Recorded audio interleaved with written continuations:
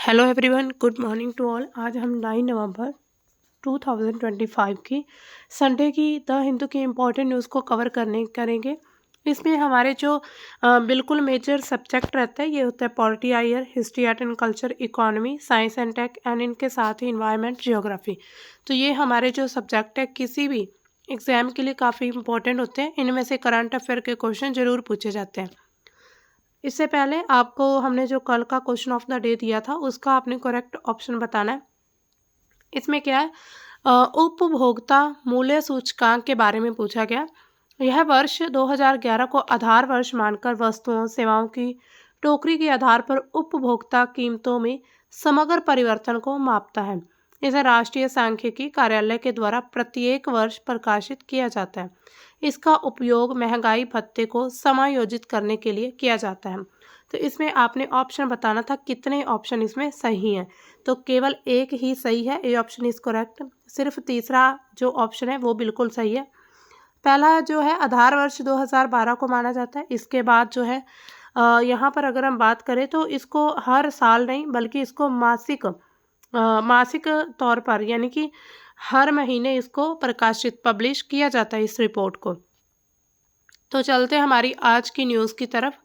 तो सबसे पहले न्यूज़ क्या आ रही है कि जो कुकी जो समुदाय था, ग्रुप था जो मणिपुर में, तो वो डिमांड कर रहे थे मणिपुर के यूटी के बारे में, और भी बहुत सारी उनकी डिमांड्स थी।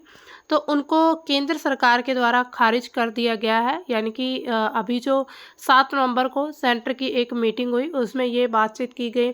यानी कि उन्होंने आपस में विचार किया और उसके बाद ये जो प्रस्ताव था कुकी समुदाय का, तो उसको अब पूरी तरह से यानी कि उसको खारिज कर दिया, कैंसिल कर दिया गया। लेकिन अब देखिए इसमें क्या है जो कुकी और मैतेई समुदाय का जो संघर्ष है, लगातार हम विवाद देख रहे हैं, इनके काफ़ी लंबे समय विवाद देखने को मिलते हैं। तो इसी वजह से जो कुकी समुदाय था वो डिमांड कर रहा था कि अलग से मणिपुर को एक यूटी बनाया जाए, यहाँ पर जो है प्रेसिडेंट का रूल लागू किया जाए, इसी तरह वहाँ पर कुछ विशेष प्रावधान भी दिए जाए। लेकिन इन सभी डिमांड्स को कैंसिल कर दिया गया। यहाँ पर आप देख लग सकते हैं टाइमलाइन। पीस के लिए यानी कि शांति बनाने के लिए उनके बीच कुछ बहुत सारी वार्ताएं हुई, जैसे कि 2024 में एनुअल जो रिन्यूअल्स हुआ। इसके अलावा 3 मई 2023 को इससे पहले हुआ था, फिर 2024 को, फिर 2025 को भी हुआ। इसके साथ ही सितंबर 2025 में, और अभी जो है नवंबर 2025 में जो रिप्रेजेंटेटिव्स हैं उन्होंने इस बात को अभी तक होल्ड रखा है। अब देखिए, अब पूरी न्यूज़ को समझ लेते हैं क्या है।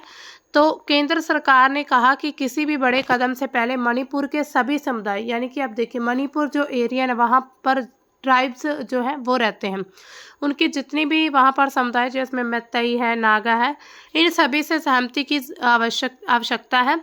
बिना किसी सहमति के कोई भी अलग प्रशासन या केंद्र शासित प्रदेश बनाना शांति प्रक्रिया को और ज़्यादा प्रभावित कर सकता है।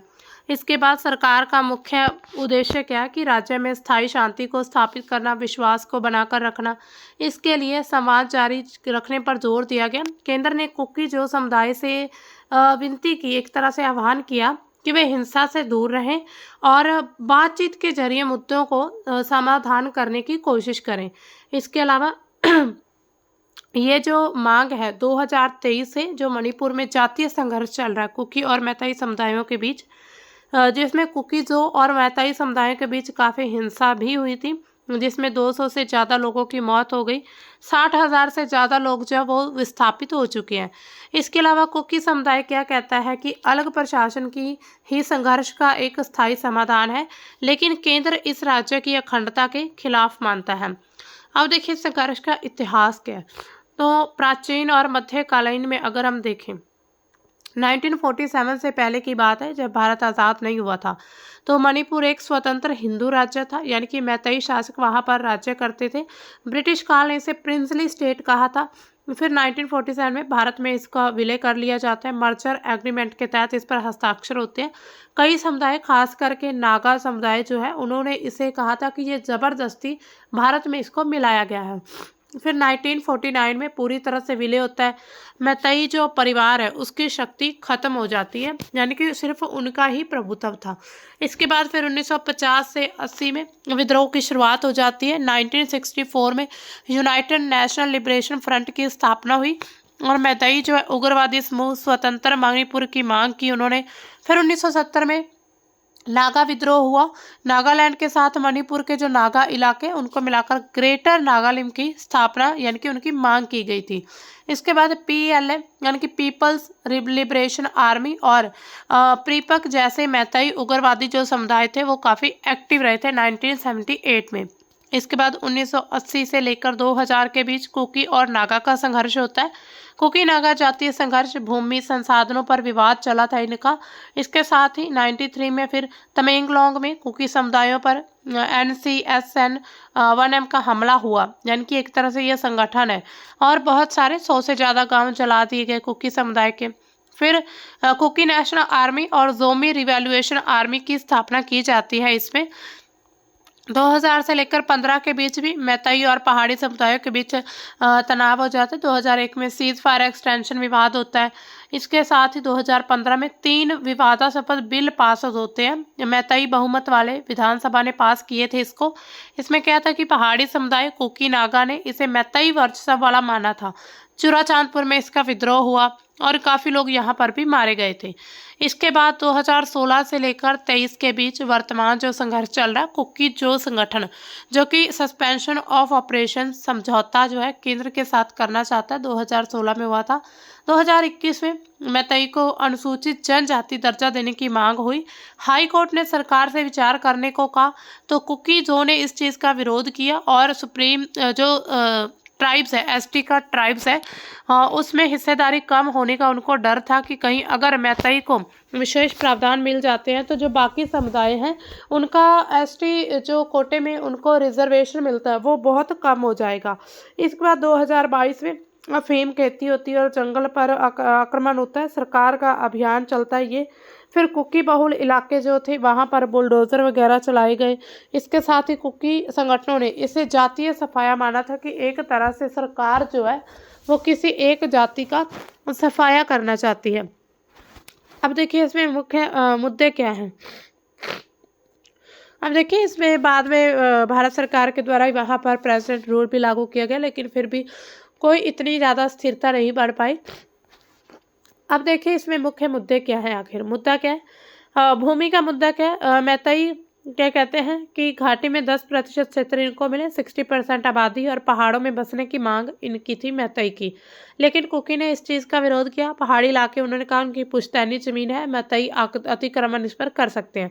इसके अलावा ST का दर्जा मैतेई जो है उन्होंने कहा कि हमें आर्थिक हमारा जो समुदाय वो काफ़ी ज़्यादा आर्थिक तौर पर पिछड़ा हुआ है और कुकी समुदाय ने क्या कहा कि अगर ऐसा होता है तो फिर ST कोटे में हिस्सेदारी उनकी कम हो जाएगी। इसके साथ ही प्रशासन एकीकृत मणिपुर की स्थापना चाहते थे ये मैतेई समुदाय। कुकी चाहते कि अलग से एक UT या फिर एक परिषद बनाई जाए। इसके साथ ही कुकी समुदाय जो है उन्होंने बाकी पक्षों पर हथियारबंदी के आरोप भी लगाए हैं। अब देखिए इनकी डिमांड्स क्या थी। सबसे पहले कि अलग केंद्र शासित प्रदेश बने, जैसे कि पुडुचेरी में अलग मॉडल है वैसे उस तरह से राष्ट्रपति शासन मणिपुर में लगाया जाए। कुकी क्षेत्रों से मणिपुर पुलिस को हटाया जाए, जो मणिपुर की वहाँ पर पुलिस फोर्स लगाई हुई है। केंद्र बलों की तैनाती होनी चाहिए। विस्थापितों को सुरक्षित पुनर्वास, यानी कि जितने भी लोग बहुत सारे 60,000 से ज़्यादा लोग जो विस्थापित हुए उनको सही सलामत वापस उनके एरिया में पहुंचाया जाए। लूटे हथियारों की वापसी होनी चाहिए। 6 शेड्यूल लागू होना चाहिए, यानी कि वहाँ पर एक तरह से अगर 6 शेड्यूल लागू होता है तो अलग से वहाँ की सरकार को ये प्रावधान होगा, यानी कि वे विशेष उन्हें प्रावधान मिल जाएंगे कि आप वहाँ के लिए कोई भी बिल है वो पास कर सकते हैं। इसके साथ ही हिंसा के सभी मामलों में CBI की जांच होनी चाहिए। कुकी ST कोटे की सुरक्षा करनी चाहिए और मैतेई ST की मांग को रद्द करो। तो ये सब डिमांड्स थी कुकी समुदायों की। अब इस एरिया से लेकर एक आर्टिकल है भारत के कॉन्स्टिट्यूशन में 371C जो संविधान है उसमें मणिपुर के लिए विशेष प्रावधान दिए गए हैं। विशेष प्रावधान क्या है तो इसमें राष्ट्रपति की जिम्मेदारी, यानी कि राष्ट्रपति मणिपुर के पहाड़ी क्षेत्रों के प्रशासन के लिए विशेष आदेश जारी कर सकते हैं। इसके अलावा हिल एरिया कमेटी, विधानसभा में चुने गए पहाड़ी क्षेत्रों के जो विधायक हैं वो मिलकर एक कमेटी बना सकते हैं। एचएससी की भूमिका क्या है? पहाड़ी क्षेत्रों से जुड़े विधेयकों पर सिफारिश देती है। सलाहकार निकाय है। गवर्नर की भूमिका क्या है? एचएससी की सिफारिशों पर रिपोर्ट राष्ट्रपति को भेजते हैं। इसके साथ उद्देश्य क्या है इस आर्टिकल का? पहाड़ी समुदाय कुकी नागा को संरक्षण और मैतेई को वर्षव से बचाना था। अब इसमें क्वेश्चन कैसे पूछ सकता है एग्जामिनर? तो इसमें क्वेश्चन है, मणिपुर में 2023 से जारी जातीय हिंसा का तत्काल ट्रिगर क्या है? इसमें तत्काल ट्रिगर क्या था? तो option A is correct, Meitei समुदाय को एसटी दर्जा देने की मांग। इसके बाद निम्नलिखित में से कौन सा अनुच्छेद मणिपुर के पहाड़ी क्षेत्रों में विशेष प्रावधान देता है? तो सी ऑप्शन है 371 सी अनुच्छेद जो है वो इसी से रिलेटेड है। नेक्स्ट न्यूज की तरफ चलते हैं। Ahead of COP30 India says it will join global tropical forest protection initiative. तो भारत ने कहा है कि ये जो है एक तरह से ट्रॉपिकल फॉरेस्ट फॉरएवर जो फैसिलिटी है उसको भारत एक ऑब्जर्वेटरी की तरह ज्वाइन करेगा। तो कोप सम्मेलन से पहले ब्राज़ील के जो ब्लेम में इसको आयोजित किया गया लीडर्स क्लाइमेट समिट है। इसके दौरान भारत ने ब्राज़ील के नेतृत्व के द्वारा, ये यानी कि इसका नेतृत्व ब्राज़ील के द्वारा होगा, वैश्विक उष्ण कटिबंधीय वन संरक्षण पहल यानी कि ट्रॉपिकल फॉरेस्ट फॉरएवर फैसिलिटी में ऑब्जर्वर के रूप में शामिल होने की घोषणा की है। अब देखिए TFFF क्या है? ये एक तरह से वैश्विक फंड है जो कि उष्ण कटिबंधीय देशों को वनों की रक्षा के लिए, उनके विस्तार के लिए दिया जाता है। इसका लक्ष्य सार्वजनिक और निजी निवेश से लगभग 125 अरब डॉलर जुटाना, जिसमें कम से कम 20% धनराशि स्वदेशी होनी चाहिए और स्थानीय समुदायों तक वो पहुंचेगी। ये जो पहल है COP28 यानी कि 2023 में जो हुआ था उसमें इसको प्रस्ताव रखा और COP30 के दौरान इसको औपचारिक रूप से लॉन्च किया गया है। भारत की भूमिका क्या है इसमें? भारत ने इस पहल का स्वागत किया, इसे वैश्विक वन संरक्षण के लिए एक अच्छा कदम बताया। भारतीय राजदूत दिनेश भाटिया ने समिट में भारत का राष्ट्रीय बयान देते हुए पेरिस समझौते के 10 वर्ष पूरे होने पर विकसित देशों से उत्सर्जन में कटौती की है और इसके साथ ही जलवायु वित्तीय सहायता प्रदान करने की मांग की। भारत ने बहुपक्षीयता और कॉमन बट डिफरेंशिएटेड रिस्पॉन्सिबिलिटीज पर सिद्धांतों का फिर से भारत ने आह्वान किया है। अब जो COP30 का संदर्भ क्या है? ये 10 से 21 नवंबर 2025 ब्राज़ील में हो रहा है और ये जो घोषणा है इनके लीडर समिट के दूसरे दिन होती है और सम्मेलन का अनौपचारिक आरंभ था तब। इसके बाद भारत अपनी अपडेटेड नेशनली डिटरमाइंड कॉन्ट्रीब्यूशन को COP30 से पहले या फिर उसके दौरान प्रस्तुत करने की योजना बना रहा है। इसके बाद TFF के वित्त पोषण का विवरण क्या है? कुल धनराशि कितनी टारगेट रखी गई है?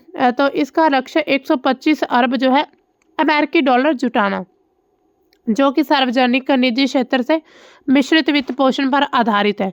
शुरुआती चरण में 25 अरब डॉलर का जो निवेश है ये इसका लक्ष्य है, जिसमें बॉन्ड बाजारों के माध्यम से 100 अरब डॉलर अतिरिक्त निजी निवेश में इसको बदल दिया जाएगा। इसके बाद वित्त पोषण की अगर हम संरचना स्ट्रक्चर देखें कि किस तरह से ये इनको अनुदान या फिर जो एक तरह से फाइनेंशियल हेल्प मिलेगी वो किस तरह से उसका स्ट्रक्चर तैयार किया गया। सरकारें जो है प्रारंभिक पूंजी यानी कि जिसको सीड कैपिटल कहा जाता है ये प्रदान करेगी। ये एक बार का निवेश होगा, वन एंड डन होगा मॉडल है, जिसमें बार बार पुनर्भरण की आवश्यकता नहीं है, यानी कि बार बार इसमें आपको पैसे देने की ज़रूरत नहीं है। इसके अलावा प्रत्येक डॉलर सार्वजनिक योगदान के लिए $4 निजी निवेश जुटाने का अनुपात 1:4 है। कुल पूंजी को विश्व बाजारों में निवेश किया जाएगा, जैसे कि सॉवरेन बॉन्ड्स होते हैं, सरकारी बॉन्ड, जहां से जो लाभ होता है यानी कि रिटर्न्स होते हैं उनका उपयोग वन भुगतान के लिए, वन संरक्षण के लिए किया जाएगा।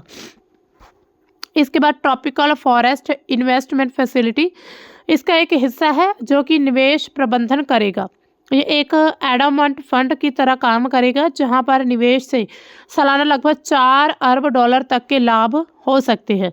इसके साथ वन समृद्ध जो देश है उसको प्रति हेक्टेयर $4 का भुगतान किया जाएगा। अगर कोई हेक्टेयर काटा गया तो $400 की कटौती भी की जाएगी। सैटेलाइट मॉनिटरिंग से इसकी पूरी वेरिफिकेशन होगी, यानी कि सैटेलाइट से किया जाएगा। इसमें विशेष प्रावधान क्या क्या हैं? स्वदेशी और स्थानीय समुदायों के लिए कम से कम 20% धनराशि इन समुदायों तक पहुंचने वाली है, जो कि वनों की रक्षा में महत्वपूर्ण भूमिका निभाते हैं। जैसे कि आदिवासी लोग होते हैं, जो कुछ ट्राइब्स होती है जो जंगलों की काफ़ी ज़्यादा संरक्षित जंगलों को रखते हैं, क्योंकि जंगल उनका आवास स्थान होते हैं, तो 20% उनको भी मनी मिलेगी। इसके साथ ही निवेश ESG इन्वायरमेंटल सोशल गवर्नेंस मानकों पर आधारित होंगे।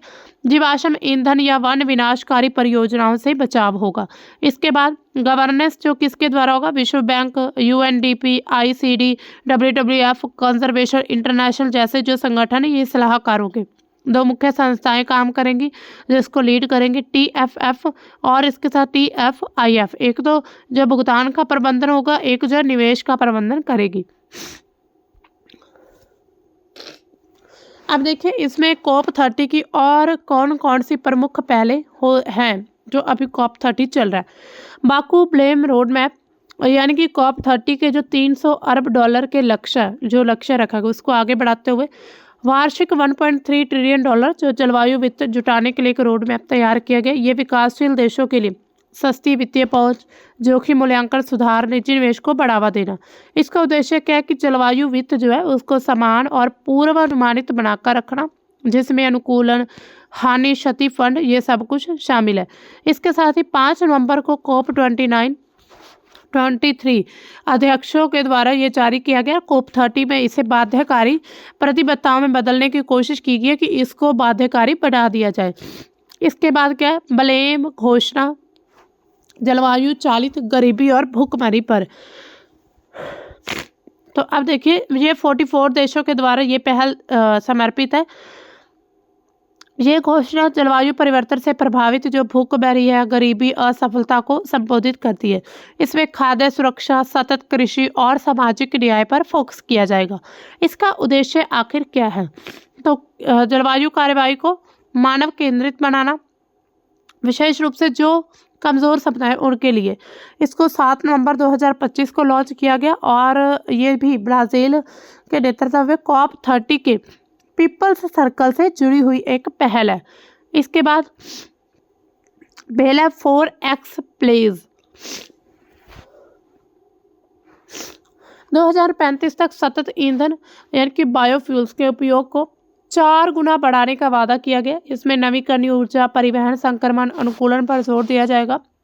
ऊर्जा क्षेत्र में उत्सर्जन कम करना, लचीलेपन को मजबूत करना, तो ये सब ब्लेम 4 गुना यानी कि 4 गुना प्लेज की एक उद्देश्य है। इसमें लीडर समिट में इसको घोषित किया गया है और COP28 के ट्रिपल रिन्यूएबल एनर्जी लक्ष्य को ये आगे बढ़ाता है, यानी कि COP28 में भी ऐसा लक्ष्य रखा गया था। इसके बाद एक और पहल है open coalition for carbon market integration. तो विनियमित कार्बन बाजारों को एकीकृत करने के लिए गठबंधन, जिसमें सीमा कार्बन समायोजन, ये सब कुछ शामिल है। G7 क्लाइमेट क्लब जैसा ये मॉडल तैयार किया जाता है। इसके साथ उद्देश्य क्या? उत्सर्जन व्यापार को पारदर्शी अंतर्राष्ट्रीय स्तर पर संगत बनाना। COP30 के 3 रणनीतिक स्तंभों में से एक जो है जून 2025 के SB62 सम्मेलन के बाद उसका विस्तार हुआ है। इसके बाद leaders network for environmental activist and defenders, तो पर्यावरण को कार्यकर्ता और जो रक्षक है उनके लिए नेटवर्क जो कि COP30 में आधिकारिक रूप से लॉन्च होगा। इसमें सुरक्षा, भागीदारी, मानव अधिकारों पर फोकस किया जाएगा। इसका उद्देश्य क्या है? जलवायु निर्णय में नागरिक समाज की भूमिका को मजबूत करना। इसके साथ ही एमनेस्टी इंटरनेशनल और ब्राज़ील के द्वारा ये समर्थित है और 5 नवंबर 2025 को ये घोषित किया गया था। इसके साथ UN क्लाइमेट चेंज काउंसिल का निर्माण, संयुक्त राष्ट्र महासभा से जुड़ा एक ये जलवायु का परिषद है जो कि जो भी क्लाइमेट में चेंजेस हो रहे हैं उनकी बातचीत करता है और बहुपक्षता को मजबूत करेगा। ये सुरक्षा परिषद की कमियों को दूर करने का प्रयास है। इसका उद्देश्य क्या है कि जलवायु संकट को शांति विकास से जोड़कर रखना। ब्राज़ील के जो प्रधानमंत्री है लूला डी सिल्वा के द्वारा COP30 में इसको प्रस्तावित किया गया था। इसके साथ leaders network for environment activist and defenders, ये हमने कर लिया था।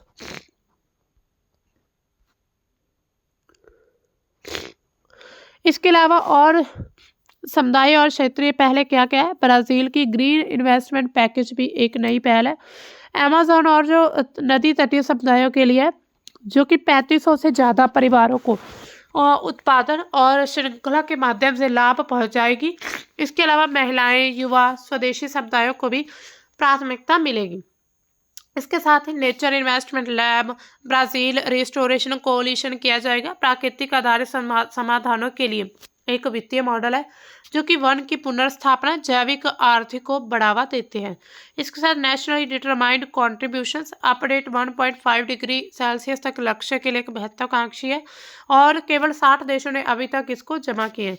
इसके साथ ही ग्लोबल गोल ऑन अडेप्टेशन राष्ट्रीय अनुकूलन योजनाओं को लागू करने के लिए संसाधनों को जुटाना, स्वास्थ्य, जल प्रबंधन, शहरों पर फोकस करना। अब इसमें क्वेश्चन कैसे बन सकते हैं? COP30 लीडर्स क्लाइमेट समिट के दौरान भारत ने निम्नलिखित में से किसकी डिमांड की है? विकसित देशों से जलवायु वित्त के रूप में प्रति वर्ष $1 ट्रिलियन अनुदान ग्रांट। इसके साथ ही पेरिस समझौते के 10 वर्ष पूरा होने पर CBDRC सिद्धांत का पुनर्आह्वान। तो ये दोनों ऑप्शन ही सही है, पहला और दूसरा, दोनों की डिमांड जो भारत के द्वारा की गई है। निम्नलिखित कथनों पर विचार कीजिए। ट्रॉपिकल फॉरेस्ट फॉरएवर फैसिलिटी को ब्राजील ने COP28 के दौरान प्रस्तावित किया था और COP30 में औपचारिक रूप से इसको लॉन्च किया गया।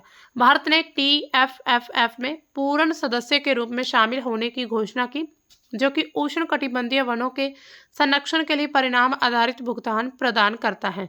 तो इसमें कौन सा कथन सही है? सिर्फ एक कथन ही सही है, केवल एक। इसके साथ ही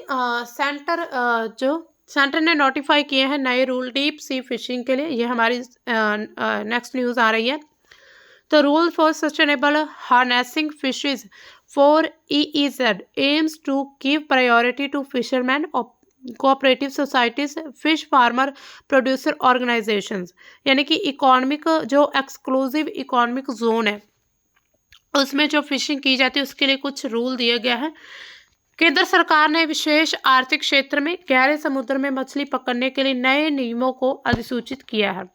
ये कदम भारतीय मछुआरों को सशक्त बनाने के लिए समुद्री संसाधनों का सतत उपयोग सुनिश्चित करने के उद्देश्य से इस कदम को उठाया गया। मुख्य रूप से इन नियमों के तहत विदेशी मछली पकड़ने वाले जहाज जो है उनको भारतीय समुद्री सीमा में प्रवेश करने, मछली पकड़ने की अनुमति नहीं होगी, जिससे छोटे मछुआरे जो हैं, भारतीय मछुआरे, उनके हितों की रक्षा है। नए नियम में क्या क्या विशेषताएं हैं? सबसे पहले फिशर ID कार्ड होना जरूरी है। मछुआरों को QR कोड युक्त आधार या फिर विशेष फिशर ID कार्ड प्रदान किया जाएगा। ये कार्ड पहचान पत्र ट्रैकिंग के लिए होगा, खास करके अंतर्राष्ट्रीय जल सीमाओं के पास। इसके बाद नियमों में विनाशकारी मछली पकड़ने के तरीकों पर रोक लगाई जाएगी। मॉनसून के दौरान जो एक्सक्लूसिव इकोनॉमिक जोन में प्रतिबद्ध रहेगा और राज्य केंद्र शासित प्रदेशों के द्वारा विनियमन को बढ़ावा दिया जाएगा। इसके साथ डिजिटल एकीकरण होगा।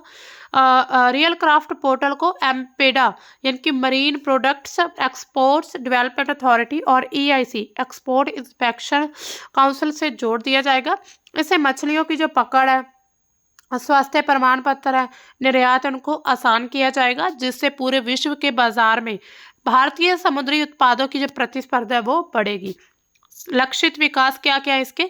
लक्षद्वीप जैसे क्षेत्रों में टूना क्लस्टर का जो विकास है वो होगा। इसके साथ ऑन बोर्ड प्रसंस्करण सुविधा मिलेगी और गहरे समुद्र में टूना पोतों का लाइसेंसिंग शामिल है, यानी कि अब मछली पकड़ने वालों को भी लाइसेंस मिलेगा। अब देखिए, ये जो नियम के दिए गए, ये जो रूल्स बनाए गए, ये प्रधानमंत्री मत्स्य संपदा योजना के तहत है। भारत सरकार की जो केंद्रीय योजना है, जिसे वित्तीय वर्ष 2020-21 लेकर 24-25 तक 20,000 करोड़ के कुल परिव्यय के साथ शुरू किया गया था। बाद में इसे 25-26 तक विस्तारित किया गया और ये जो योजना मत्स्य पालन क्षेत्र को और सशक्त बनाना, उत्पादन बढ़ाना, इसके साथ रोजगार सृजन करना और निर्यात को दोगुना करने के लिए चलाई जा रही है। इससे मंत्रालय कौन सा, यानी कि इसका नोडल जो मिनिस्ट्री कौन सी, ये क्वेश्चन में ये कई बार एग्जाम में पूछ लेते हैं कि इसमें संबंधित मंत्रालय कौन सा है। तो मत्स्य पालन, पशुपालन एवं डेयरी मंत्रालय, भारत सरकार। इसके उद्देश्य क्या है? मत्स्य उत्पादन में वृद्धि हो, निर्यात को दुगना किया जाए, मत्स्य पालक जो है यानी कि जो मच्छी पालते हैं उनकी आय दुगनी हो, मत्स्य पालन में रोजगार मिले लोगों को, सतत विकास हो, इसके साथ ही आधुनिकीकरण किया जाए। प्रमुख गतिविधियां और सुविधाएं क्या क्या दी गई है इस योजना के तहत? उत्पादन में वृद्धि, बीज उत्पादन इकाई ने हैचरी, रास, कॉर्प, झींगा आदि की जो गुणवत्तापूर्ण बीज उपलब्ध है वो मिले। इसके साथ नए तालाब, जलाशय जिसमें मत्स्य पालन के लिए नई जल क्षेत्र जो है उनका विकास हो। समुद्री शैवाल पालन जिसमें लक्षद्वीप, तमिलनाडु, गुजरात में जो है क्लस्टर स्थापित किए जाएंगे। केकड़ा और ऑर्नामेंटल फिशरी होगी। इसके बाद आधुनिक बुनियादी ढांचा, मछली बाजार, लैंडिंग सेंटर बनाए जाएंगे, कोल्ड चेन होगी, ice plant, cold storage, refrigerated वाहन बनाए जाएंगे। गहरे समुद्र में मछली पकड़ने के जहाज होंगे जो कि 100 फीट लंबे होंगे। जीपीएस, एआईएस, वीएमएस इसमें सब कुछ फिक्स होगा। बायो टॉयलेट युक्त नावें होंगी। इसके साथ ही प्रसंस्करण और मूल्य संवर्धन होगा। प्रसंस्करण इकाइयाँ, फ्रीजिंग प्लांट स्थापित किए जाएंगे। फिश फीड मिलेगी और इसके साथ ही मछली दवा उत्पादन भी होगा। ई ट्रेनिंग प्लेटफॉर्म्स होंगे। डिजिटलीकरण और ट्रांसपेरेंटी होगी, यानी कि रियल क्राफ्ट पोर्टल जो है मछुआरों को पंजीकरण किएगा। जहाज लाइसेंस ट्रैकिंग होगी।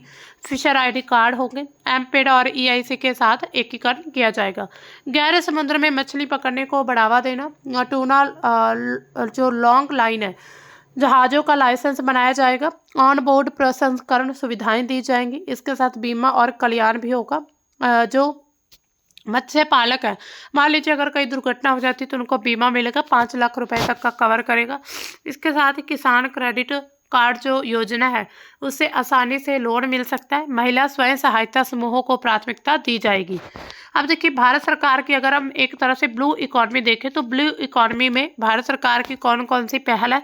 आज देखिए ब्लू इकॉनमी क्या है कि महासागर, समुद्र, नदियों के जरिए भारत की इकॉनमी को बढ़ावा देना। इसमें प्रधानमंत्री मत्स्य संपदा योजना जो अभी हमने देखी, सागरमाला परियोजना क्या है, 800 प्लस परियोजना, इसमें नए बंदरगाह स्थापित करने, कोस्टल शिपिंग, इंडस्ट्रियल कॉरिडोर स्थापित करने। इसके साथ ही डीप ओशन मिशन यानी कि गहरे समुद्र में खनन, बायोटेक्नोलॉजी, मानव युक्त जो सब मरीन मत्स्य ये सब होगा। इसमें समुद्री शैवाल मिशन है, 1 मिलियन टन शैवाल उत्पादन हो, बायोफ्यूल खाद्य का उत्पादन हो। इसके साथ ही लक्षद्वीप अड्डे बार में ब्लू टूरिज्म को बढ़ावा देना। नया नियम क्या है, विदेशी जहाजों पर एक्सक्लूसिव इकोनॉमिक जोन में प्रतिबंध लगाया जाएगा। भारतीय मछुआरों को सबसे पहले प्रायोरिटी मिलेगी। अब पूरे विश्व में क्या परिप्रेक्ष्य है इसका, विश्व बैंक के द्वारा अनुदान ब्लू इकोनॉमी का वैश्विक मूल्य $1.5 ट्रिलियन है हर साल। 2030 तक $3 ट्रिलियन तक पहुंचने की संभावना है। भारत का लक्ष्य 2047 तक इकोनॉमी को 300 बिलियन तक लेकर जाना। इसमें चुनौतियां भी रहती हैं। चुनौती क्या, सबसे पहले तो ओवर फिशिंग हो जाती है, कई बार बहुत ज़्यादा लोग मछली पकड़ लेते हैं। इसके साथ ही समुद्री प्रदूषण जिसमें प्लास्टिक, तेल, रिसाव या फिर जो भी केमिकल वहाँ पर डंपिंग किए जाते हैं। इसके साथ ही जलवायु में परिवर्तन हो रहा है। अवैध मछली पकड़ना यानी कि बिना किसी परमिशन के लोग मछली पकड़ना शुरू कर देते, तो ये होता है चुनौतियां इसमें। अब इसमें क्वेश्चन कैसे बन सकता है, प्रधानमंत्री मत्स्य संपदा योजना के तहत गहरे समुद्र में मछली पकड़ने के लिए विदेशी जहाजों को भारतीय economic zone, exclusive economic zone में प्रवेश की अनुमति नहीं है। पीएमएमएसवाई योजना का मुख्य उद्देश्य मत्स्य निर्यात को 1 लाख करोड़ तक दुगना करना और 55 लाख लोगों को रोजगार देना। योजना के तहत लक्षद्वीप, अंडमान में टूना क्लस्टर विकसित किए जा रहे हैं। इसमें कौन सा ऑप्शन सही है, तीनों ही सही है, पहला, दूसरा और तीसरा। 8 नवंबर 2025 को अधिसूचित विशेष आर्थिक क्षेत्र में सतत मत्स्य पालन नियम के संदर्भ में निम्नलिखित में से कौन सा सही नहीं है। फिशर आईडी कार्ड जो है क्यूआर कोड आधार पर आधारित है। विदेशी मछली पकड़ने वाले जहाजों को भारतीय में मछली पकड़ने की अनुमति दी गई है। रियल क्राफ्ट पोर्टल एमपेड और ईआई से जुड़ा हुआ है। मानसून के दौरान एक्सक्लूसिव इकोनॉमिक जोन में मछली पकड़ना जो है प्रतिबंधित है। तो इसमें बी ऑप्शन सही है, यानी कि ये ऑप्शन बिल्कुल यहाँ पर बिल्कुल ऑपोजिट दिया। उन्होंने गलत पूछा था, तो बी ऑप्शन हमारा आंसर है। अब आपके लिए ये है आज का क्वेश्चन ऑफ द डे। अब इसका आपने आंसर जब है कमेंट सेक्शन में दे रहा है या फिर आप कल का सेशन देख सकते हैं जब हम इसका आंसर देंगे। तो मिलते हैं दोस्तों हम अपने कल के सेशन में। आज का हमारा द हिंदू का सेशन इतना ही था। तो आज थोड़ी तबीयत ठीक नहीं थी, इस वजह से थोड़ा जल्दी करा दिया। आई होप आपको समझ आ गई होगी। तो मिलते हैं हम अपने कल के सेशन में, तब तक के लिए बाय, थैंक्स फॉर वॉचिंग।